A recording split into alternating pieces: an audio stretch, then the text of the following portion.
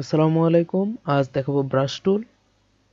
আচ্ছা, আমরা প্রথমে একটি ব্রাশ টুল সিলেক্ট করে নিলাম এবং এটি ব্রাশ টুল স্টকের কালারে চলে। আমরা কালো কালার সিলেক্ট করলাম এবং এখানে ব্রাশ টুল ক্লিক করলাম এবং ব্রাশ টুলের যে স্মুথনেস, এখানে সাইডে যে কর্নার এবং স্মুথনেস, যেটি আমরা জুম করলে দেখতে পাবো। দেখুন কত সুন্দর স্মুথ। এবং আমরা এই স্মুথকে এডিট করতে পারবো কিভাবে? এই ব্রাশ টুলের উপর ডবল ক্লিক করে আমরা এটি স্মুথনেস বাড়াতে পারবো এবং কমাতে পারবো। আমরা এটা করতে চাচ্ছি না, এখানে ক্লোজ করাই থাক। পরে যখন কোনো কাজ করব তখন এটি করব। সো ক্যান্সেল করলাম এবং এটি নিয়ে আসলাম। দেখুন, আমরা যখন ব্রাশ টুল দিয়ে কাজ করব তখন আমরা যদি ভিউ অপশন অর্থাৎ কন্ট্রোল ওয়াই দিই, শুধু আমাদের লাইনগুলো দেখাবে। এখানে দেখুন ব্রাশ টানার পরে একটি করে লাইন দেখাচ্ছে। আবার কন্ট্রোল ওয়াই দিয়ে আগের প্রিভিউ গেলাম। এখান থেকে আরেকটা অপশন আছে কি, ব্লো ব্রাশ টুল।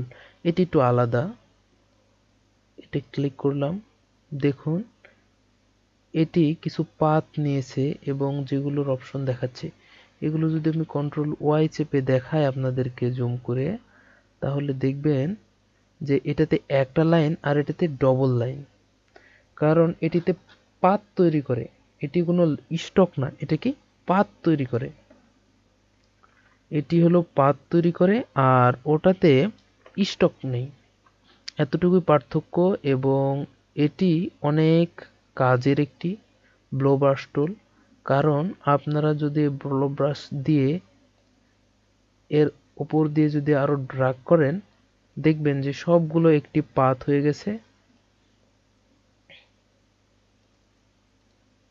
আচ্ছা, দেখায় আপনাদেরকে, কন্ট্রোল ওয়াই।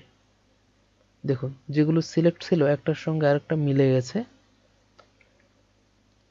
আর অন্যগুলো মিলে নাই। যেগুলো সিলেক্ট ছিল না সেগুলো মিলে নাই। এখানে আমার ডিজাইনের জন্য কিছু কাস্টমাইজ করা আছে, আমি সেই কাস্টমাইজটি দেখাচ্ছি। এই ব্লো ব্রাশের উপর ডবল ক্লিক করুন এবং এখান থেকে আপনাদের অপশনগুলো চেঞ্জ করা যাবে। কিপ সিলেক্টেড করা আছে, সবসময় সিলেক্টেড থাকবে যতক্ষণ না ব্লো ব্রাশ থেকে অন্য ব্রাশে চেঞ্জ হন। আমার সিলেক্ট করা আছে, এই তো সিলেক্ট করা আছে। এখন যদি আমি এখানে ক্লিক করি, দেখেন এগুলো অ্যাড হয়ে যাচ্ছে, ইজি। এই তো, এবং আপনি এভাবে মিশিয়ে দিতে পারবেন ভিতরে, যেটা একটি ঘর হয়ে যাবে পুরা।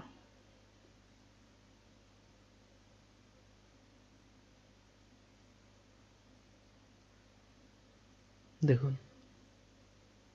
একটা পাথ হয়ে যাচ্ছে।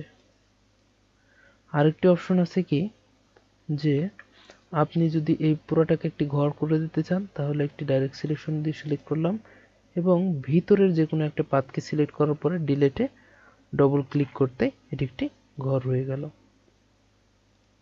এটা খুব ইজি একটি পদ্ধতি, যার মাধ্যমে আমরা অনেক ডিজাইন করতে পারি।